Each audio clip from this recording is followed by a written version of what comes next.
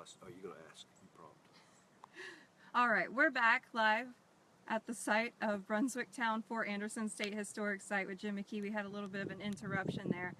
But just like as you were saying before, you guys found, you didn't find it, it was actually a dredging company that found it from the Cape Fear River. Right, Norfolk Dredging Company, who's doing some channel improvements for the Corps of Engineers. They found it, and when they brought it up, the dredging company called the Corps. The Corps called one of our conservators over at the underwater lab, Nathan Henry, and he informed up the chain and down the chain, and I immediately took dibs on it. Since it was found probably within a half a mile of where we are right now, it was logical that it should come here.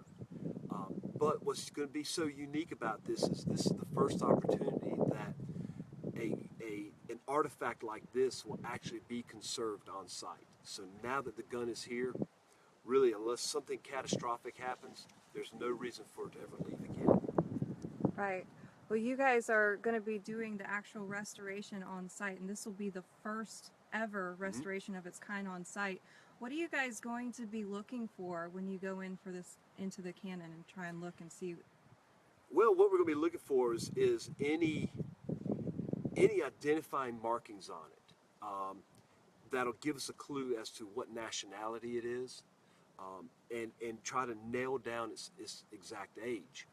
Right now, all we can tell you about it is that it's pre-1756.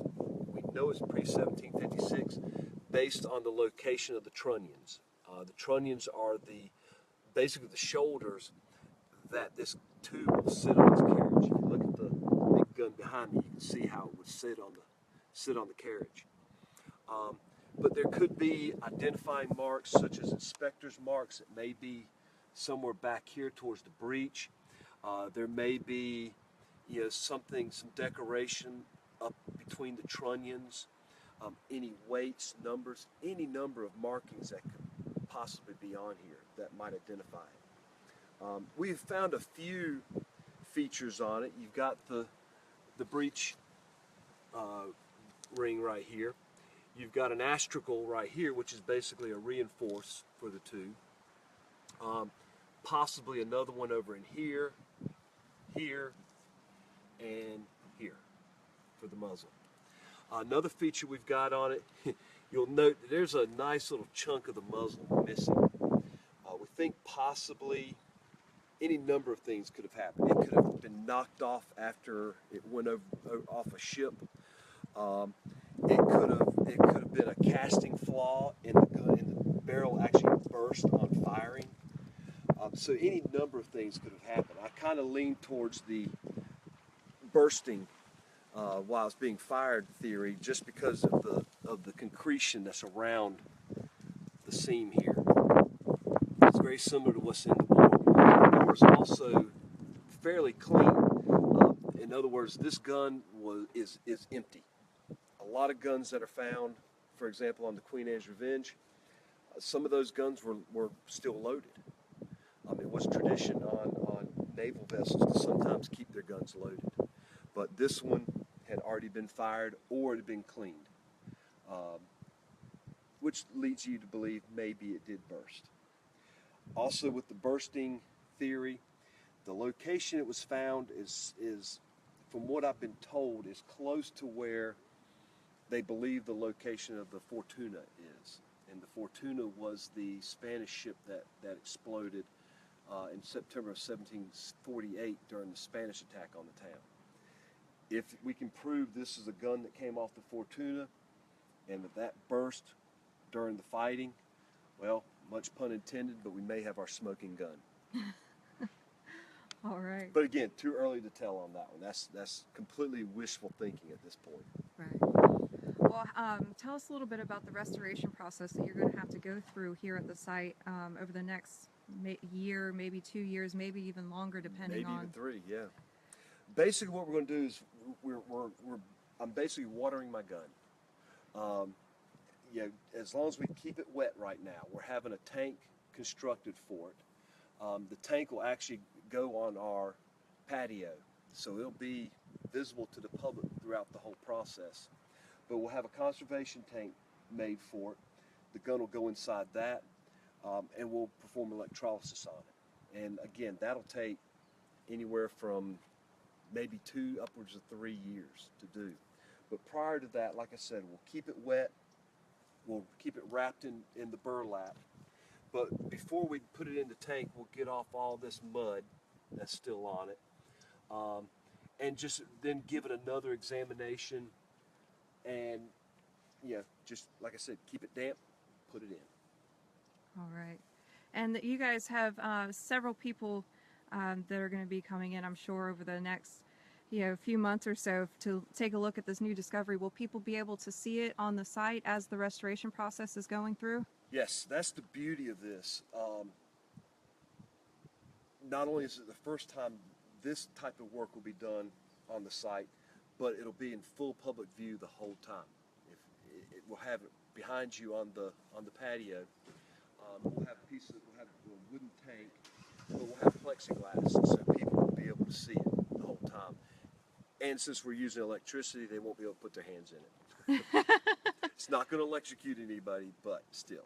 What is the electrolysis? What does that do, and how does that help you guys with the whole restoration? The electrolysis essentially will start to break down the concretion that's on the gun. It'll help clean it.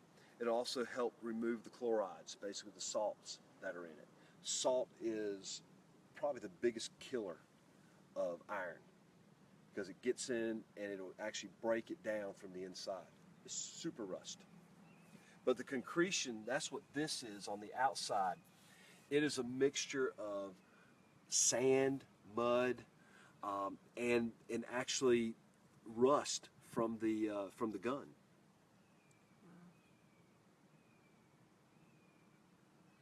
Now that sand and mud has been built up over several years. Yeah, and this is almost like limestone now. I mean, it's tough stuff.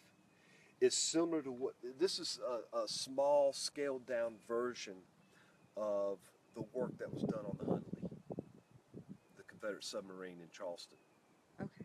Now the difference is they're about 100 years apart. So this has had an opportunity to get more buildup. But this one will be a lot easier simply because it's tough. The Huntley's kind of fragile, but still there was so much concretion built up on it, on both of these. What's interesting is this obviously went in to the water and probably sank into the mud almost immediately because there's almost a complete absence of any shells, barnacles, any marine life that loves to accumulate and attach itself to these objects. Right. We're just giving you a full view of this cannon here. Mm-hmm. The bore is 80 inches, and to show you how clean, how empty it is, this is an 8-foot tube, and it's out, almost 8 feet. Well, actually, almost 7 feet.